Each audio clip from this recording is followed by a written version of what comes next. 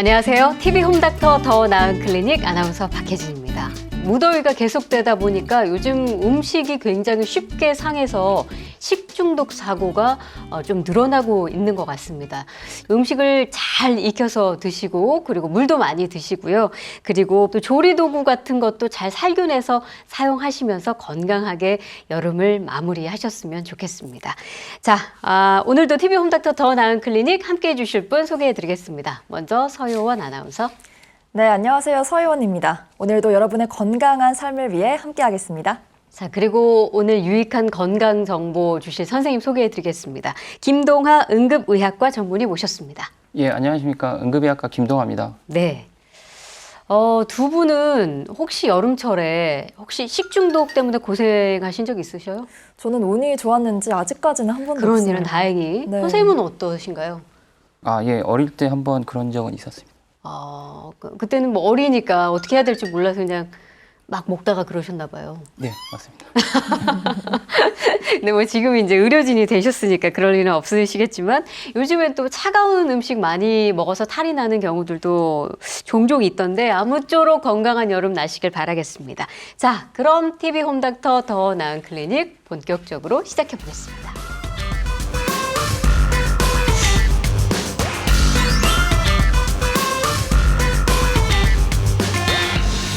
네, TV 홈닥터 더 나은 클리닉. 오늘은 응급실에 관한 이야기를 좀 들어볼까 합니다.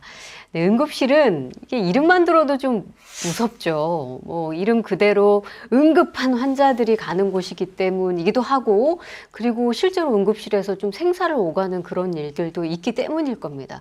또 오늘 저희와 함께 해주신 우리 선생님도 또 응급의학과 전문의신데 이렇게 여러 과가 있잖아요, 병원에. 근데 선생님은 어떻게 또 응급의학과를 전공하시게 되신 건가요? 예, 저 어릴 때 아토피 때문에 응급실을 자주 방문을 했었습니다. 그래서 그것 때문에 부모님이 더 이상 본인이 직접 의사가 돼서 치료를 하라는 얘기 들어서. 네. 그래서 좀 나를 치료하는 그런 자세로 다른 사람도 좀 치료해보고 싶다 이렇게 되신 건가요? 네, 그렇게 먹었습니다. 그런 계기가 있으셨군요. 응급실이라는 곳은 정말 이렇게 좀 예상을 할 수가 없습니다. 언제 환자가 몰려올 거다, 언제 어떤 응급 환자가 올 거라는 거를 전혀 감을 잡을 수가 없기 때문인데 그래도 좀 평균적으로 바쁜 시기랄까요? 혹은 환자들이 가장 몰려오는 그런 시기가 있을까요? 명절같이 빨간 날이면 좀 환자가 많이 오죠. 그러니까 외래가 끝나는 시간이면 그렇죠. 보통 응급실로 많이 오니까요. 그리고 명절날 같은 경우는 추석이나 뭐 설날 그 다음날 좀 환자가 많이 옵니다. 근데 어차피 모든 환자분들은 뭐 재난이나 사고 같은 건 언제 생길지를 몰라서 그렇죠. 예, 뭐 꼭 그때라고 말씀드리기는 좀 애매하긴 합니다. 응급실에 혹시 가게 되신 적이 있으세요? 저는 초등학교 3학년 때 감기에 걸렸었는데 저녁에 기침을 너무 심하게 하는 거예요. 그래서 갔던 경험이 있습니다. 어릴 적에. 네. 저는 지금 아이를 키우니까 아이가 아주 어렸을 때 아이들은 희한하게 밤에 그렇게 고열이 납니다. 맞아요. 근데 이 열이 나면 뭐 해열제를 아무리 먹여도 이렇게 떨어지지 않을 때가 있는데 그때는 너무 불안하거든요. 그래서 막 아이를 들쳐업고 응급실에 갔던 그런 기억도 있습니다. 선생님 혹시 응급실에 계시면서 다양한 환자들을 보시겠지만 좀 이런 환자가 왔을 때 가장 긴장된다 그런 순간이 있을까요? 뭐 응급실에서 제일 중요한 거는 소생 쪽이라서 항상 심정지 환자 볼 때가 제일 떨리고 힘듭니다. 힘들고 그때 응급처치를 제대로 하지 않으면 그렇죠. 네. 환자의 생명이 제일 환자의 중요한 생명이 쪽이라서. 달려있는 일이기 때문에 정말 대단한 일을 하고 계신 것 같습니다. 그 다양한 이유로 이렇게 응급실을 많은 사람들이 찾게 되는데 그 중에서도 응급실을 자주 찾게 되는 그런 질환이 혹시 있을까요? 보통 그 복통 환자 좀 취하신 분들 좀 많이 있으시고요. 네. 여름 같은 경우는 열사병 같은 온열 질환, 그리고 겨울쯤에는 동상이나 저체온증, 네. 그리고 뭐 그 없으면 있어는 안 되는 뭐 정신질환 환자분들도 좀 많이 있습니다. 네. 열사병 이게 굉장히 익숙한 질환인 것 같은데 정확한 어떤 경우를 열사병이라고 하는지. 그 열사병은 지금 같은 뜨거운 고온 환경에서 네. 뭐 오래 노출되거나 뭐 일을 많이 하거나 뭐 작업 같은 것 좀 그 수분 보충이 제일 되지 않으면 네. 그 열사병 같은 게 생기게 되고 그 열사병 온열 질환 중에 한 단계라서 그 열이 좀 많이 올라가는 증상을 보이게 됩니다. 그리고 네. 혼수 상태나 여러 가지 증상들이 생기게 됩니다. 네. 네. 지금 온열 질환에 대해서 말씀하셨고 그 중에 하나가 열사병이라고 하셨는데 그럼 또 다른 그 열 관련된 질환들이 있다는 거네요? 예, 그 예. 열사병, 그 온열 질환은 그 네 가지로 나눠지고 그 열실신, 열경련, 그 열탈진, 그 열사병 네 가지로 나눠서 그 진단을 할 수가 있습니다. 네. 이 뜨거운 여름에 한낮에 막 일하시다가 열사병으로 오시는 분들도 계시죠? 네, 맞습니다. 비율이 뭐 어느 정도나 되나요? 요즘에도 많이 계세요? 뭐, 최근에 한 7월 달이나 8월 달쯤에 특히 더운 날이라 그 온열 환자분들이 좀 많은 편입니다. 저 같은 경우에는 대학생 때 공모전을 나갔었는데 38도 폭염에 3시간 동안 밖에 있었어요. 그랬더니 너무 어지럽고 네. 저랑 같이 했던 친구들도 어지러웠던 경험이 있습니다. 그러니까 이게 네. 너무 더울 때는 사실 야외 활동을 줄이라 그러잖아요. 그래서 특히나 노약자나 어린이들은 가장 뜨거운 그 한낮에는 활동을 조금 줄이시라고 권고를 많이 드리는 이유도 바로 이런 온열 질환 때문일 겁니다. 네. 열사병을 어떻게 그러면 진단하시나요? 그냥 열이 막 오른다고 다 열사병은 아닐 텐데. 그 열사병 바깥쪽에서 진단할 때는 체온을 잴 수가 없기 때문에 네. 그 완벽한 진단은 힘들고 그 주로 그 중추 신경 질환, 그러니까 뭐 실신하거나 그 공격한 행동을 좀 하거나 발작 아니면 뭐 그 약간의 그 경련 같은 증상들도 좀 보일 수가 있습니다. 생각하기로는 이게 온열 질환이니까요. 열이 나면서 땀도 과하게 배출이 되는 건가요? 열사병도? 그 보통은 그 열사병도 초반에는 땀이 좀 많이 납니다. 네. 근데 그 잠깐일 뿐이고 그 몸 안에 있는 체액량, 그 수분이 좀 많이 그 탈진되거나 하면 그 수분이 없는 무한증이 좀 생기게 됩니다. 어떤 분들은 그냥 열사병이 좀 어지럽고 좀 쉬면 괜찮아지는 그런 증상 정도로 생각하실 수도 있을 것 같은데요. 네. 그렇게 생각하는 것은 그 모든 분들이 아는 그 일사병에 대해서 생각을 하시는 것 같고요. 네. 그 일사병은 간단한 피로감 같은 것만 보일 수가 있고 땀이 좀 많이 나게 됩니다. 근데 그 열사병 같은 경우는 간단한 피로감이 아니라 말씀드렸듯이 실신을 하고 그 공격한 행동을 보일 수도 있고 약간 경련 같은 발작 증상을 좀 보이게 되고 그 땀은 초반에만 나오고 그 좀 지나게 되면 무한증이 보이게 됩니다. 그래서 네. 그 일사병과 열사병은 조금 차이가 있는 거네요, 분명하게. 확실히 차이는 있지만 예. 그 모든 분들이 꼭 진단을 나눠서 감별하기는 힘들어서 그 뭔지 잘 모르면 이제 열사병으로 생각을 하시면 됩니다. 네. 그러니까 뭔지 잘 모를 때 열사병은, 그러니까 일사병은 그 초기 단계의 느낌이 들고 열사병은 정말 생명까지도 심지어 방치하면 위험할 수 있는 그런 정도의 단계 정도 이해할 수 있을까요? 예, 맞습니다. 네. 우리 사실 아이들은 어른들에 비해서 아무래도 이 온도에 조금 예민한 편이기도 합니다. 그런데다가 사실 아이들 스스로 더위에 대처하기가 좀 어려운 측면이 있기 때문에 혹시 어른들보다 아이들한테 열사병이 위험성이 더 높을까요? 예, 그 보통 나온 걸로는 소아 같은 경우는 아직 완벽한 장기의 성장 상태도 아니기 때문에 그 열사병이나 생기게 되면 합병증이 좀 더 심하게 나올 수도 있습니다. 하지만 그 똑같이 고온 환경에 많이 노출된 분들은 그 어른이든 그 소아든 똑같이 합병증은 안 좋게 나올 수가 있기 때문에 조심은 하셔야 됩니다. 그렇군요. 예. 그 합병증 방금 말씀하셨는데 어떤 합병증을 우리가 예상해 볼 수 있을까요? 그 열사병일 경우에는 합병증이 좀 많이 생기게 되는데요. 그 주로 그 근육 쪽에도 문제가 생겨서 그 횡문근 융해증 같이 그 근육에 녹아내리는 그런 증상들이 생기게 됩니다. 그런 증상이 그래요? 생기게 되면 네. 그 심부전이나 그 간 기능 저하 증상, 이상 증상을 보일 수가 있기 때문에 좀 주의를 기울여야 합니다. 그러니까 열사병이 그렇게 대수롭지 않게 여기기도 네. 많이 하실 텐데 이 합병증이 인체 모든 장기에 영향을 준다고 하니까 이거 간단치 않게 보셔야 될 것 같네요. 그죠? 네, 맞습니다. 네. 그러면 일사병이랑 열사병은 엄연히 다른 질환으로 봐야 되는 거죠? 예, 맞습니다.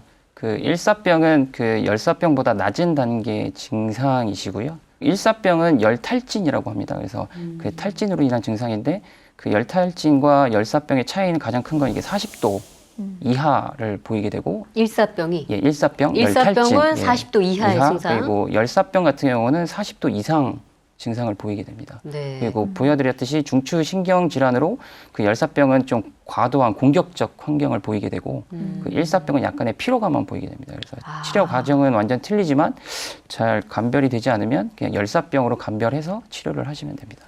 아니 그러면 이제 일사병 같은 경우에는 그냥 좀 응급처치로 자기가 있는 곳에서 뭐 어떤 걸 하면 좀 괜찮아진다 이런 거 말씀해 주실 수 있을까요? 예, 그 일사병 즉 열탈진은 간단한 피로감 증상만 보이고 땀만 좀 흘린 상태라서 수분만 좀 채우면서 그 햇빛이 없는 노출되지 곳에? 않는 예. 그늘진 곳에서 좀 쉬기만 하면 회복이 됩니다. 근데 열사병 같은 경우는 열이 굉장히 40도 이상이라서 냉각요법이 제일 중요한 것이라서 냉각요법이요? 그리고 차가운 수분으로 채우든지 물을 좀 뿌리든지 하시는 냉각요법을 빠르게 치료를 하셔야 합니다. 근데 만약에 이제 현장에서 응급조치로 그렇게는 하셨는데 이게 좀처럼 떨어지지 않아서 응급실을 방문했어요. 그러면 그 다음부터는 어떤 치료가 이루어지나요? 우선은 응급실에 오셨을 때는 열이 나는 원인들이 여러 가지가 있기 때문에 그 감염 때문에 생긴 고열일 수도 있습니다. 그래서 그 감염인지 아닌지를 꼭 감별을 해야 되고요. 그 감염이 아닌 걸로 확인이 된다면 직장 내로 내부까지 고열이 됐는지를 꼭 체크를 해보셔야 됩니다. 그리고 30분 이내에 39도 이하로 빨리 떨어뜨려야 되기 때문에 차가운 얼음이나 같은 걸로 그리고 수분 자체를 그 차가운 수분으로 체온을 전체적으로 낮춰야 됩니다. 근데 수분을 너무 많이 주면 그 폐부종 같은 부작용이 생길 수 있기 때문에 네. 그냥 최대한 한 1리터에서 1.2리터 정도만 용량을 좀 최대한 차갑게 치료를 하시면 될 것 같습니다. 그래요. 아무래도 빨리 그 몸의 열을 낮추는 게 중요할 것 같은데 병원에 바로 가지 못하는 경우나 병원에 가고 있는 동안에 할 수 있는 응급처치법 같은 것도 있을까요? 그 119를 혹시라도 오고 오신다면 네. 그 응급 구조사분 1급 분들 같은 경우에는 그 수액 치료나 이런 걸 충분히 가능하기 때문에 그 차가운 그 저온 그 생수를 통해서 내부의 체온을 좀 낮추는 치료를 하는 것도 중요하고요. 네. 그 차가운 얼음 같은 걸로 겨드랑이나 이쪽으로 내부 온도를 좀 낮출 수 있는 치료를 좀 해주시는 게 좋을 겁니다. 자, 뭐 아까 열사병, 열탈진, 열실신 이런 온열 질환에 관한 이야기를 지금 설명해 주고 계십니다. 응급실 방문하는 경우가 이렇게 온열 질환 말고도 또 많은 케이스가 기존의 이물질 때문에 방문하시는 분들도 꽤 많으시다면서요. 예, 맞습니다. 특히 그 5살 이전 같은 소아 같은 경우는 진짜 그 삼키는지 호흡을 하는 건지 잘 구별을 잘 못할 수도 있습니다. 그리고 그 노인 같은 경우 특히 요양원에 계신 분들 같은 경우는 그 삼킴을 잘 못하기 때문에 네. 뜨거운 음식물을 절반 이하로 삼키고 그냥 삼킬 수가 있습니다. 그래서 그 기도 내부로 좀 이물질이 들어갈 경우가 많이 있습니다. 네. 아이들뿐만 아니라 성인 같은 경우에도 기도로 이물질이 들어갈 수도 있잖아요. 그렇죠. 맞습니다. 실제로 뭐 식사하다가 맞아요. 생선 맛있게 드시다가 갑자기 걸려서 들어가는 그런 어른들도 응급실 네. 많이 방문하시던데 네. 그런 분들도 많이 계신가요? 예, 맞습니다. 그거 어떻게 빼요? 글쎄요. 그 내부 구강 내부에 보이는 거라면 예. 충분히 후두경을 통해서 이물질 제거가 가능합니다. 근데 네네.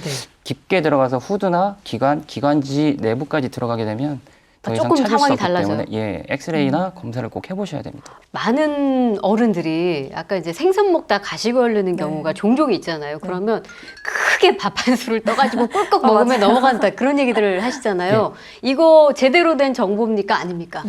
지금 나온 걸로는 제대로 된 치료는 아니라고 생각을 합니다. 어떤 측면에서 그럴까요? 글쎄 뭐 있는 상태에서 삼킨다는 게 기도를 더 깊게 넣는 느낌이기 때문에 예. 좋은 방법은 아닌 것 같습니다. 그렇군요. 구강과 가까운 정도가 아니라 좀 더 깊숙이 들어갔을 경우가 조금 더 위험한 상황이 될 수 있겠네요. 예, 맞습니다. 예. 보통 어떤 경우들이 그런지 좀 설명해 주실까요? 그 보통 그 구강 내부에 있을 경우에는 충분히 말은 잘 할 수가 있지만 그 후두 쪽까지 깊게 들어가면 무음증처럼 말은 아예 안 나오게 됩니다. 그러니까 호흡도 어려워지고요. 그렇죠. 그렇게 되면 그 심장으로도 산소 순환이 잘 안 되기 때문에 심정지 위험도가 가능성이 높기 때문에 좀 조심을 하셔야 됩니다. 네. 간혹 가다가 살에 들리는 경우도 있잖아요. 이 경우에도 기도에 음식물이 들어가서 아니면 이물질이 들어가서 그런 건가요? 예, 똑같이 기존의 이물질과 똑같은 반응이시고요. 근데 그 보통은 그냥 일시적으로 생기는 반응들이라서 그 후두를 막아주는 후두 덮개가 일시적으로 반응을 잘 못해서 생긴 것이라서 그 기침만 잘 하시면 충분히 뱉어내실 수는 있습니다. 네.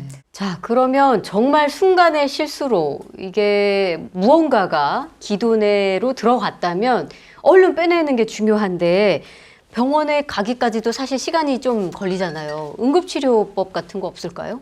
예, 보통 이물질이 들어가면 그 후두 만약에 기도 폐쇄나 그 호흡 자체가 안 되는 심한 상태라면 그 보통 초반에는 그 옆에 계신 분이 기침을 할 수 있도록 유도를 해야 됩니다. 어떤 방식으로요? 그 등을 치든지 해서 말씀을 하시면서 기침을 최대한 뱉어내라는 얘기를 하는데 아예 그런 거에 대한 반응이 못할 경우에는 그 하임리법이라는 방법을 통해서 배출을 해주셔야 됩니다. 하임리히법. 네. 어떤 방법인가요? 그 성인과 소아에 나눠서 이렇게 방법이 있는데요. 네. 그 1세 이하 소아 같은 경우는 그 턱을 왼손으로 잡고 네. 엎드린 상태에서 그 엉덩이보다 머리를 낮게 하셔서 등 쪽을 중심 부위 등 때리기로 두드려요? 한 5회 정도 세게 때리고 5회 이후에 돌려서 180도 돌려서 예. 머리를 손으로 잡고 가슴 부위 그 젖꼭지 중간 부위를 두 손가락으로 세게 그 심폐소생술과 똑같은 방법입니다. 그래서 그때는 5회를 시행을 머리의 합니다. 높이는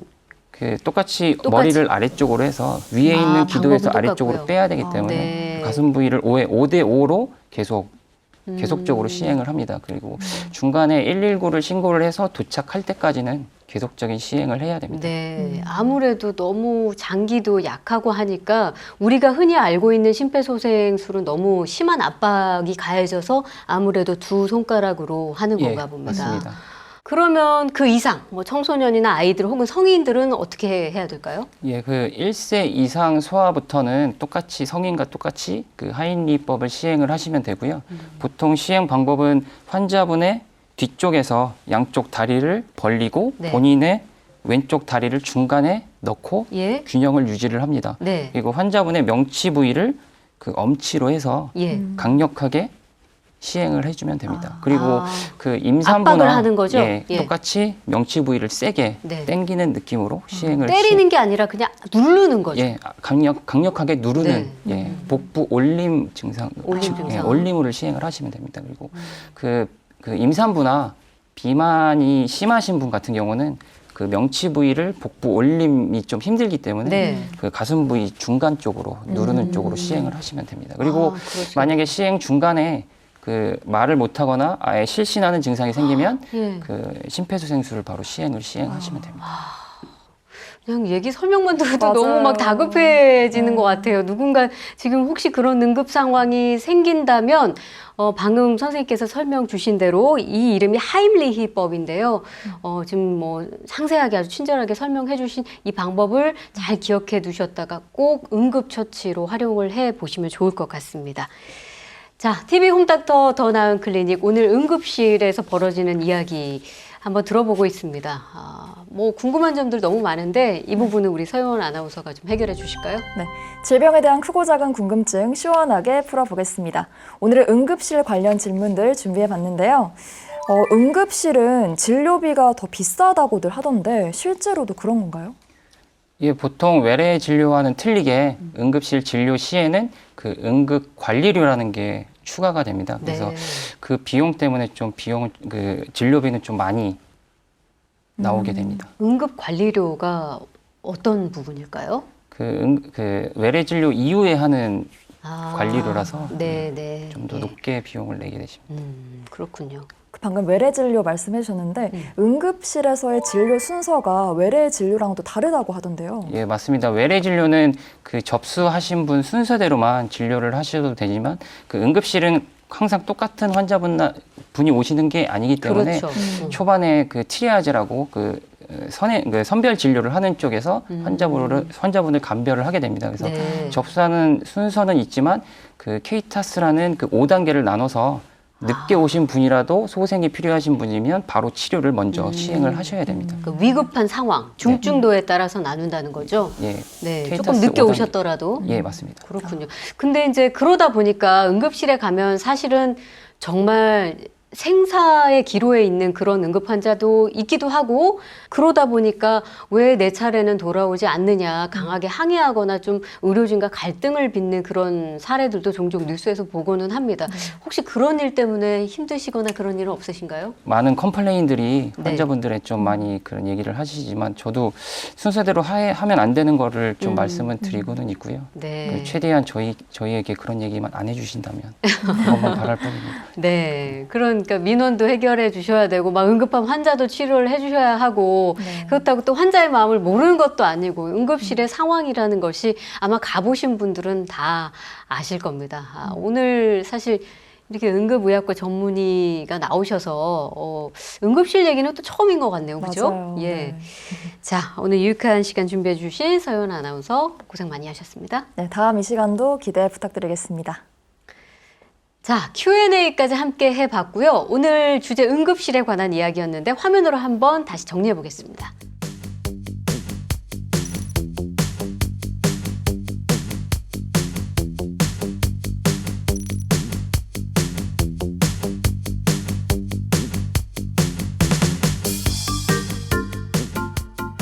TV 홈닥터 더 나은 클리닉 오늘 응급실에 관한 이야기 들어봤습니다.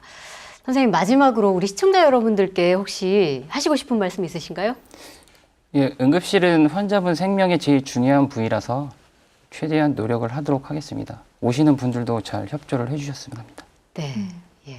서연 아나운서는 오늘 응급실 얘기 좀 새롭죠. 네. 네, 잘 들을 기회가 없는데 네. 오늘 나눈 이야기 중에 좀 기억에 좀 많이 남는 것이 있을까요? 저는 하임리법이 기억에 많이 남는데 아까 되게 자세하게 설명을 해주셨잖아요. 혹시 모를 상황에 대비해서 잘 기억해둬야겠습니다. 네. 언제든 일어날 수 있는 일이기 때문에 오늘 정보 잘 기억해 두셨다가 건강 꼭 지키시길 바라겠습니다.